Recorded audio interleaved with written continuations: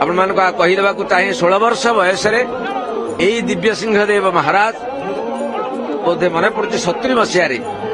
कामार्णव देव दिव्य सिंह होकर चतुर्थ दिव्य सिंहदेव होकर से नामित होते सिंहासन आरोहण करते अर्थात से गादिनासीन होता एवं प्राय 300 वर्ष धरिक क्रमान्वय राजा रानी नाम 4टी नाम रे नामित ही आसुची एवं से 4टी नाम कौन दिव्य सिंहदेव मुकुंद देव रामचंद्र देव वीरकिशोर देव तेणु वीरकिशोर देव पर आसिले से दिव्य सिंहदेव जी हेबे से मुकुंद देव तो पर जी हेबे से होचंद रामचंद्र देव आपण माने बड़दाण्डे हरिबोल हुलहुली शब्द बड़दाण्ड कंपी उठुची समस्त कंठरे से गोटे कथा